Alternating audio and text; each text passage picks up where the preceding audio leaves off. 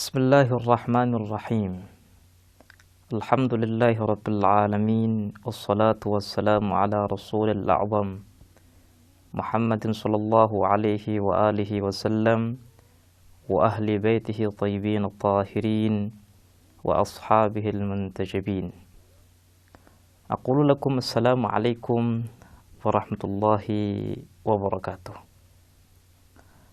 Para pemirsa dan pendengar yang kami hormati, Allah Subhanahu wa ta'ala adalah zat yang maha agung,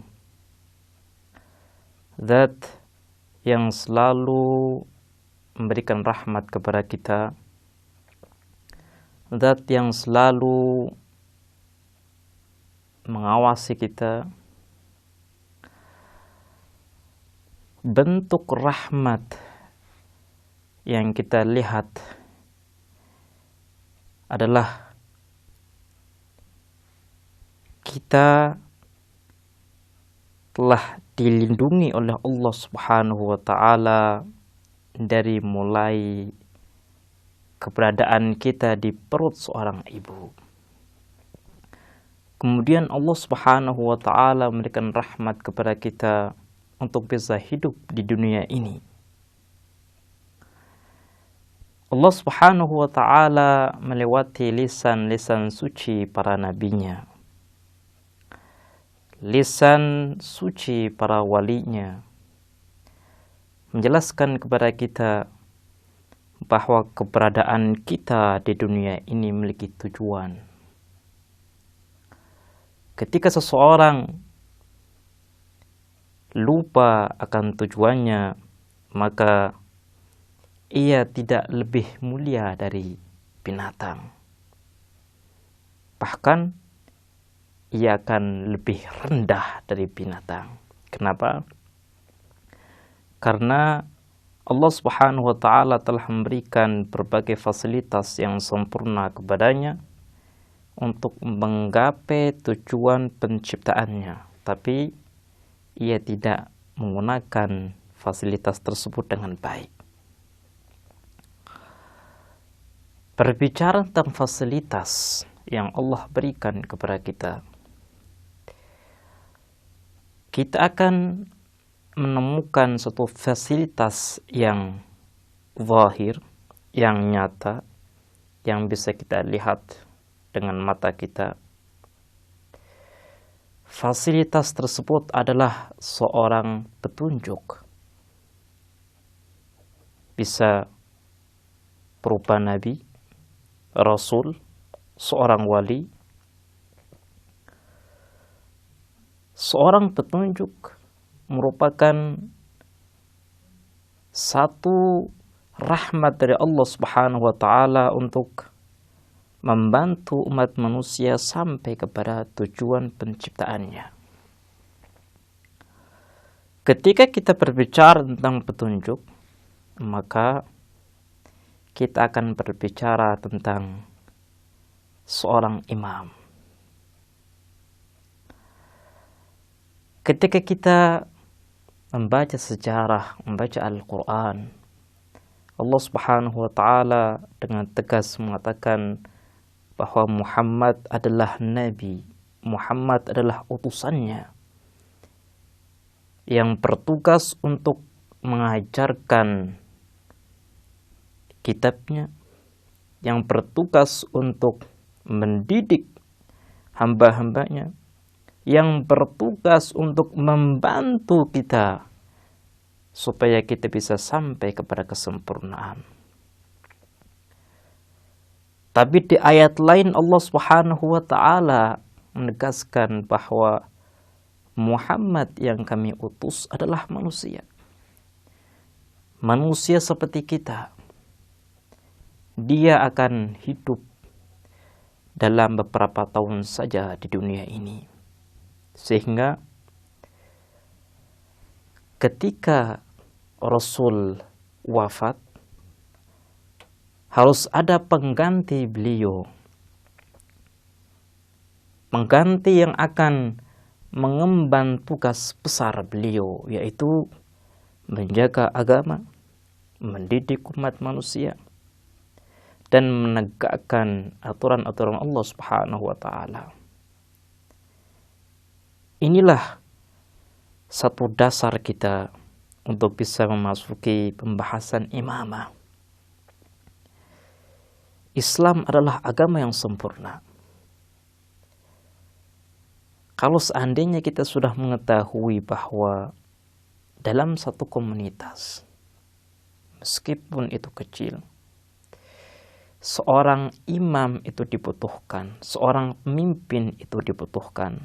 Apalagi kalau kita berbicara tentang umat agama, di mana Islam datang untuk memberikan penjelasan, memberikan hidayah kepada seluruh umat manusia.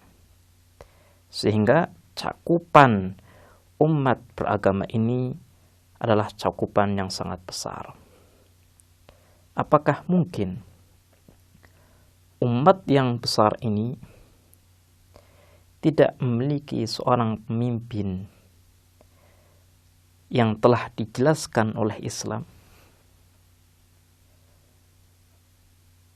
Kalau kita melihat kepada Islam itu sendiri sebagai agama menyempurna agama-agama sebelumnya, maka kita sudah bisa menjawab bahwa konsep imamah pasti sudah ada dalam ajaran-ajaran Islam. Dalam kaitannya dengan imamah, kita ingin membahas lebih detail tentang apa itu imamah, bagaimana konsep imamah yang benar menurut Islam. Karena kalau kita melihat di buku-buku teologi, semua sepakat bahwa keberadaan seorang imam itu penting. Tapi para ulama-ulama teolog, mereka berbeda pendapat tentang siapa yang layak menjadi seorang imam. Kemudian bagaimana kita memilih seorang imam. Kemudian apa sih sifat-sifat seorang imam? Dengan ini perlu kita kaji kembali tentang konsep imamah yang benar. Mungkin pada kajian-kajian sebelumnya kita sudah diperkenalkan tentang bagaimana konsep imamah di dalam teologi Islam.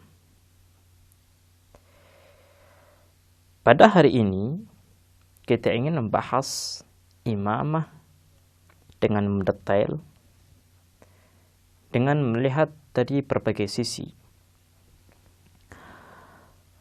Dalam sebuah pembahasan, pertanyaan yang muncul pertama kali di dalam benak kita adalah definisi, ta'rif dalam bahasa Arabnya. Sebelum kita melangkah lebih lanjut berkenaan dengan pembahasan imamah, kita harus perjelas terlebih dahulu apa itu imamah menurut Islam. Bagaimana ulama-ulama teolog memaknai imamah itu sendiri. Dalam sebuah pembahasan juga, kita akan dihadapkan dengan berbagai definisi. Ada definisi secara lugawi, secara bahasa. Ada definisi secara istilah. Lah, ini yang harus kita perhatikan tatkala kita ingin memasuki sebuah pembahasan ilmiah. Jangan sampai definisi secara bahasa kita campur adukan dengan definisi secara istilah. Kenapa? Karena nanti hasilnya akan berbeda. Untuk bisa memahami dengan benar bagaimana definisi imamah secara bahasa, bagaimana definisi imamah secara istilah, marilah kita membahas lebih dahulu tentang definisi imamah secara bahasa.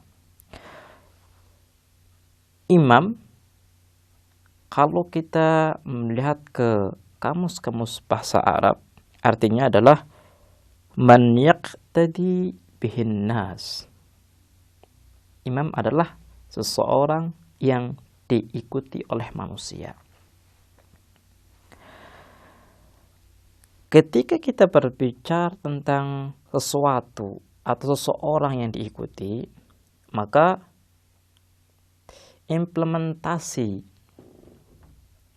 dalam pengikutan tersebut akan berbeda-beda.